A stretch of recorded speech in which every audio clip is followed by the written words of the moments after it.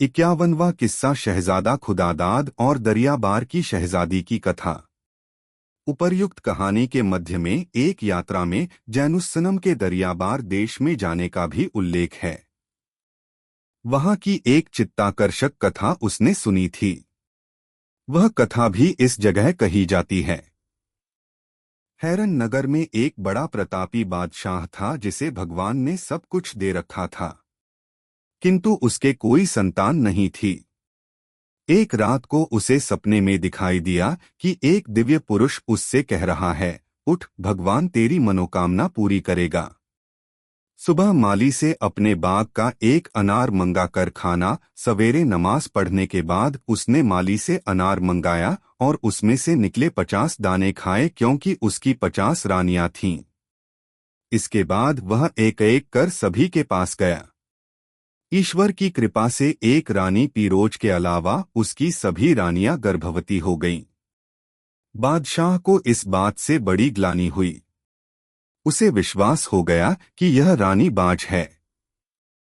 उसने चाहा कि पीरोज का वध करवा दे, किंतु उसके मंत्री ने उसे ऐसा करने से रोका और कहा कि संभव है वह भी गर्भवती हो, किंतु उसमें गर्भ के लक्षण प्रकट न हुए हों। बादशाह ने कहा, अच्छी बात है, मैं इसका वध नहीं कराऊंगा, किंतु इसे अपने पास नहीं रहने दूंगा।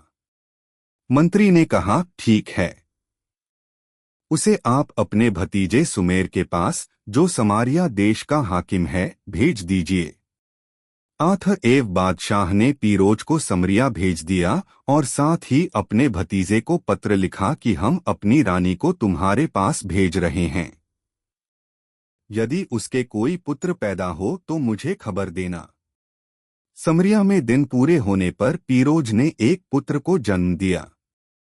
सुमेर ने सूचना भिजवाई कि रानी के पुत्र हुआ है। बादशाह यह सुनकर खुश हुआ, किंतु उसने पीरोज को वापस नहीं बुलाया। उसने सुमेर को लिखा कि यहाँ भी भगवान की दया से 49 रानियों के पुत्र हुए हैं। तुम पीरोज के पुत्र का नाम खुदादाद रखो, उसकी पैदाइश की सारी रस्में करो और उसकी अच्छी शिक्षा का प्रबंध करो। हम यहाँ से उसका सारा खर्चा भेजेंगे। सुमेर नवजात शिशु का पितृवत पालन करने लगा। जब खुदादाद बड़ा हुआ तो उसे बाण विद्या, घुड़सवारी और तत्कालीन सारी विद्याओं, कलाओं की शिक्षा प्रवीण शिक्षकों से दिलाई गई और वह सारी विद्याओं में पारंगत हो गया। 18वां वर्ष लगते उसका रूप और शरीर ऐसा निखरा कि वह संसार का सबसे रूपवान पुरुष लगने लगा। उसमें जवानी का जोश उभरा तो उसने अपनी माँ से कहा, अगर तुम अनुमति दो तो मैं समरिया से निकलकर अपने बल की परीक्षा लूं। मेरे पिता हैरन नरेश के बहुत से शत्रु हो गए हैं।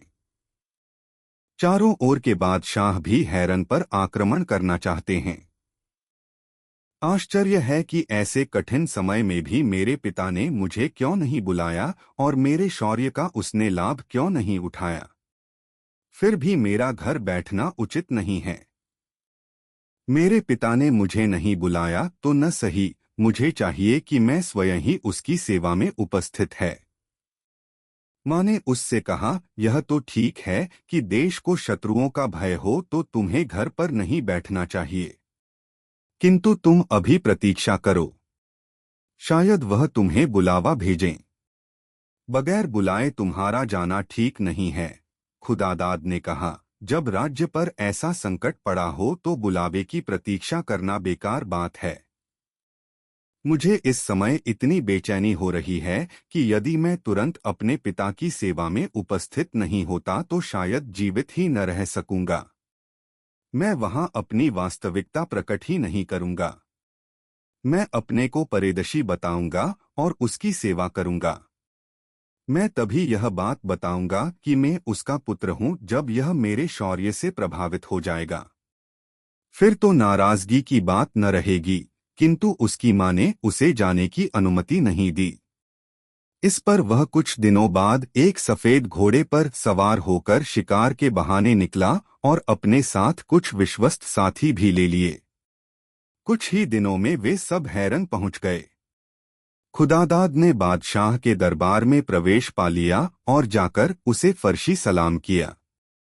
बादशाह ने उसका वैभव और व्यवहार देखकर उसे कृपापूर्वक अपने पास बुलाया और उसका परिचय पूछा। खुदादाद ने कहा, मैं काहिरा नगर का निवासी हूँ और एक अमीर का बेटा हूँ। मैं संसार भ्रमण के लिए अपने देश से निकला हूँ। मैंने सुना है आपको शत्रुओं ने परेशान कर रखा है। अनुमति हो तो आपके लिए रणक्षेत्र में पदार्पण करूं। बादशाह इस बात से बड़ा खुश हुआ और उसे अपनी निजी सेना का मुख्य अधिकारी बना दिया। खुदादाद ने कुछ ही दिनों में उस सेना को सज्जित और शिक्षित कर दिया और उसके नायकों को भी पारितोषिक और सम्मान देकर प्रसन्न कर दिया। मंत्रीगण भी उसके व्यवहार से मुग्ध हो गए। दरबार में उसका सम्मान सारे शहजादों और सरदारों से अधिक होने लगा। उस पर बादशाह की कृपा अधिकाधिक हो गई। उसने सेना का विस्तार और सुप्रबंध किया। यह देखकर राज्य के शत्रुगण भी बगैर लड़े अपने देशों को खिसक गए। बादशाह ने अपने बेटों के प्रशिक्षण का भार भी खुदादाद पर डाल दिया।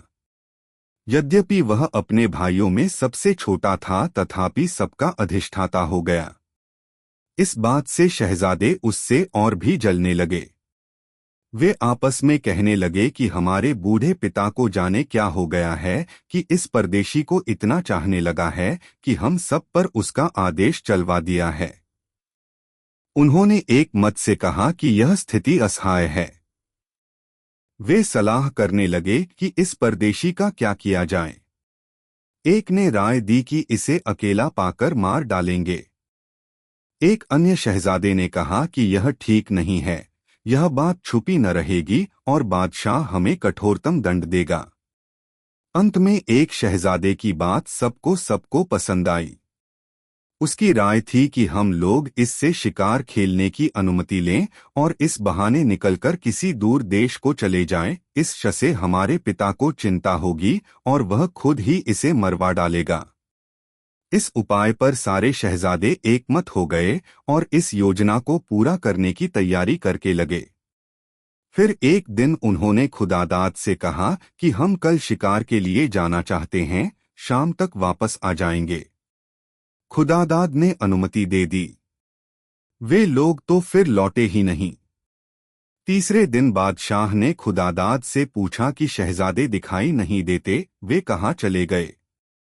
खुदादाद ने कहा, सरकार, यह सेवक स्वयं इस चिंता में हैं। वे मुझसे शिकार की अनुमति लेकर गए थे। आज तीसरा दिन है, उनका पता नहीं है।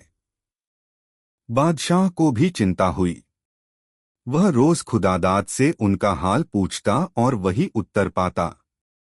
अंत में एक दिन उसने क्रोध में आकर खुदादाद से कहा, परदेशी, तूने इतना साहस कैसे किया कि शहजादों को शिकार पर भेज दिया और खुद उनके साथ नहीं गया। अब खैरियत इसी में है कि तू खुद उनकी खोज में जा और जहां भी मिले उन्हें लेकर आ। तू उन्हें न लाया तो तेरा सिर उतरवा दूंगा। खुदादाद बादशाह के क्रोध से डर गया और कुछ धन लेकर घोड़े पर सवार होकर चला गया। वह नगर और गांव-गांव उन्हें तलाश करता रहा, किंतु वे कहीं नहीं मिले। वह अक्सर विलाप किया करता और कहता, मेरे भाइयों, तुम लोग कहाँ हो? तुम किसी दुश्मन के हाथ में तो नहीं पड़ गए? जब तक तुम नहीं मिलते मैं हैरन वापस नहीं जा सकता और तुम्हारा कहीं पता नहीं है। अब उसने बस्तियों को छोड़कर जंगलों में उन्हें ढूंढना शुरू किया। इसी खोज में यह एक गहन वन में जा पहुंचा। उसमें काले पत्थर का एक विशाल भवन बना हुआ था। वह जाकर उस महल के नीचे खड़ा हो गया और ऊपर देखने लगा। काफी ऊंचे पर एक खिड़की खुली और एक अत्यंत सुंदर स्त्री, जिसके बाल बिखरे और वस्त्र मैले और फटे थे, धीरे धीरे कुछ कहने लगी। खुदादाद ने कान लगाकर सुना। यह कह रही थी, ओ मुसाफिर, यहाँ से फौरन भाग जा, नहीं तो इस भवन का स्वामी तेरी दुर्दशा कर डालेगा। वह महाविकराल नरभक्षी हबशी है। उसके पंजे में फंसा हुआ आदमी बचता नहीं। वह परदेशियों को पकड़ लाता है, उन्हें एक अंधेरे तहखाने में बंद कर देता है, फिर उन्हें एक एक करके भून कर खाता है। खुदादाद ने पूछा, तुम कौन हो? स्त्री बोली, मैं काहिरा की रहने वाली हूं, बगदाद जा रही थी। इस वन से निकल रही थी कि यही हबशी आ गया। इसने मेरे सेवकों को मार डाला और मुझे इस जगह बंद कर दिया। वह मुझसे भोग करना चाहता है, किंतु मैं बचती रही हूं। आज मैंने उसकी बात नहीं मानी तो वह मुझे मार डालेगा। मैं उसका साथ करने से मर जाना पसंद करती हूं। किंतु तुम क्यों जान देना चाहते हो? तुम भाग जाओ। वह भटके हुए मुसाफिरों को ढूंढने गया है ताकि अपनी खाद्य सामग्री बढ़ाए। वह आता ही होगा। उसकी दृष्टि तीक्ष्ण है, वह बहुत दूर से देख लेता है। तुम चले जाओ। सुंदरी खुदादाद से यह सब कह ही रही थी कि वह राक्षस जैसा मनुष्य आ पहुंचा। यह पर्वताकार लगता था और बहुत ऊंचे तुर्की घोड़े पर बैठा था। उसकी तलवार इतनी भारी थी कि उसके अलावा किसी और से उठ ही नहीं सकती थी, और उसकी गदा कई मन की थी। खुदादाद उसे देखकर डर गया और ईश्वर से प्रार्थना करने लगा कि इस राक्षस से बचा। हबशी ने उसे तलवार निकाले देखा, किंतु उसे तुच्छ जानकर अपने हथियार न संभाले, बल्कि चाहता था कि वैसे ही उसे हाथों से पकड़ ले। यह देखकर खुदादाद ने घोड़ा बढ़ाया और उसके घुटने पर एक तलवार की चोट की। घाव खाकर हबशी ने घोर गर्जन किया और अपनी भारी तलवार निकालकर खुदादाद पर चलाई। खुदादाद पैंतरा बदलकर बच गया, वरना वहीं खीरे की तरह कट जाता। अब खुदादाद ने अपनी गदा इस कौशल और ऐसे कोण से चलाई कि हबशी का हाथ ही कटकर गिर गया और वह घोड़े से नीचे आ गिरा। खुदादाद झपट कर पहुंचा और अपनी तलवार से हबशी का सिर उसके शरीर से अलग कर दिया। वह सुंदरी खिड़की से यह युद्ध देख रही थी और भगवान से प्रार्थना कर रही थी कि खुदादाद को विजयी बनाए। हबशी की मृत्यु देखकर खुशी से फूली न समाई और पुकार कर कहने लगी, भगवान की बड़ी दया हुई। अब तुम इसकी कमर से चाबियों का गुच्छा लो और ताला खोलकर मेरे पास आओ। वह विशाल हबशी किले की सारी कुंजियां अपने पास ही रखा करता था। खुदादाद उसके पास आया। वह सुंदरी उसके पैरों पर गिरने को उद्यत हुई, किंतु खुदादाद ने उसे बीच ही में उठा लिया। सुंदरी उसकी प्रशंसा करने लगी और बोली कि मैंने तुम्हारे जैसा वीर पुरुष और कोई नहीं देखा। खुदादाद ने उसे अभी तक दूर से देखा था, पास से देखा तो पहले की अपेक्षा वह कहीं अधिक सुंदर दिखाई दी। ये दोनों बैठकर बातें करने लगे। ये दोनों बातें कर ही रहे थे कि एक ओर से चिल्लाने का शब्द सुनाई दिया। खुदादाद ने पूछा, यह आवाज कहाँ से आ रही है और उसका क्या मतलब है? सुंदरी ने कमरे के एक ओर बने हुए दरवाजे की और उंगली उठाई, यानी इशारे से बताया कि आवाज इस दरवाजे के पीछे से आ रही है। और पूछने पर वह बोली, यहाँ एक बड़ा सा कमरा है। उस हबशी ने यहाँ बहुत से मनुष्य कैद कर रखे हैं। नए लोगों को लाकर वह यहीं रखता था और प्रतिदिन वहां जाकर एक मनुष्य को चुनकर बाहर लाता था और भून कर खा जाता था। खुदादाद ने कहा कि मैं उन्हें इस कैद से छुड़ाना चाहता हूं। वे दोनों उस दरवाजे के पास गए और विभिन्न कुंजियां लगाकर उसे खोलने का प्रयत्न करने लगे। कई कुंजियां लगने से ताला देर तक खड़खड़ाता रहा। अंदर से आने वाली चीख पुकार और बढ़ गई। खुदादाद को इस बात पर आश्चर्य हुआ कि यह रोना पीटना क्यों बढ़ गया है। सुंदरी ने कहा कि ताला खड़खड़ाने से वे समझते हैं कि हबशी आया है और उनमें से किसी को ले जाएगा। उनकी आवाज भी ऐसी थी जैसे किसी गहरे कुएं के अंदर से आ रही हो। ताला खुलने पर एक लंबा जीना दिखाई दिया। वे उतरकर नीचे गए तो देखा कि एक तंग अंधेरी जगह में 100 के लगभग आदमी पड़े हैं, जिनके हाथ पांव बंधे हैं। खुदादाद बोला, मित्रों, अब भय त्याग दो। भगवान की दया से मैंने तुम्हारे शत्रु हबशी को मार डाला है। और वे यह सुनकर बड़े खुश हुए। खुदादाद ने उनके बंधन खोलने शुरू किए। जिनके बंधन खुलते थे वे औरों के भी खोलने लगते थे। इस प्रकार अल्प समय ही में सारे लोग मुक्त हो गए। तहखाने से बाहर निकलकर सबने खुदादाद के पांव चूमे और उसे आशीर्वाद देने लगे। जब वे महल के बाहर खुले प्रकाश में आए तो खुदादाद ने देखा कि उनमें उसके वे सभी भाई हैं जिन्हें यह ढूंढने निकला था। उसने कहा, भगवान की बड़ी अनुकंपा है कि तुम लोग सही सलामत हो। तुम्हारे पिता तुम्हारे वियोग में अति कातर हो रहे हैं। तुम लोगों में से तो कोई राक्षस के पेट में नहीं गया। यह कहकर उसने उन्हें गिना और शेष समूह से अलग कर दिया। सारे शहजादे एक दूसरे के गले मिले। खुदादाद ने सुंदरी से पूछकर हबशी के भंडारगृह का पता लगाया और सब लोगों को भरपेट भोजन कराया। उसने यह भी देखा कि गोदामों में तरह तरह की मूल्यवान वस्तुएं, रत्न, सुगंधियां, रेशमी थान, मखमल आदि के ढेर लगे हैं। यह माल हबशी ने व्यापारियों से लूटा था जिन्हें यह तहखाने के लिए पकड़ लाता था। उस गोदाम में सारे मुक्त बंदियों को ले जाकर खुदादाद ने कहा कि अपना अपना माल उठा लें। सबने अपनी अपनी गठरियां लीं तो खुदादाद ने शेष वस्तुओं में से भी अधिकांश उन्हें बांट दी।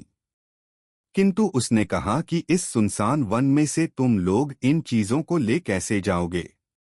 उन्होंने कहा, यह हबशी हमारे ऊंट और खच्चर भी पकड़ लाता था। वे कहीं बंधे होंगे। खुदादाद पशुशाला में गया तो उसने सैकड़ों ऊँटों और खच्चरों के अलावा शहजादों के घोड़े भी बंधे देखे। उनकी रखवाली हबशी सेवक करते थे। वे सब इन बंदियों को छूटा देखकर समझ गए कि हमारा हबशी मालिक मारा गया। वे सब जान बचाकर इधर उधर भाग गए। खुदादाद ने उन्हें जाने दिया। फिर खुदादाद ने उस सुंदरी से कहा, तुम्हें यह हबशी कहाँ से लाया था? हम तुम्हें वहीं पहुंचा देंगे। यह हैरन के शहजादे तो तुम्हारे देश को जानते ही होंगे, वही तुम्हें पहुंचा देंगे। लड़की बोली, यह मैं पहले ही बता चुकी हूं कि मैं काहिरा की रहने वाली हूं। तुमने मेरी जान और इज्जत बचाई, इसके लिए तुम्हारी अति आभारी हूं। मैं अपना और हाल क्या बताऊं? बस इतना काफी है कि मैं भी एक शहजादी हूं। एक दुष्ट ने मेरे पिता को मार डाला और उसके देश को लूट लिया। मैं वहां से भागी और यहां आकर इस राक्षस जैसे हबशी के हाथ पड़ गई।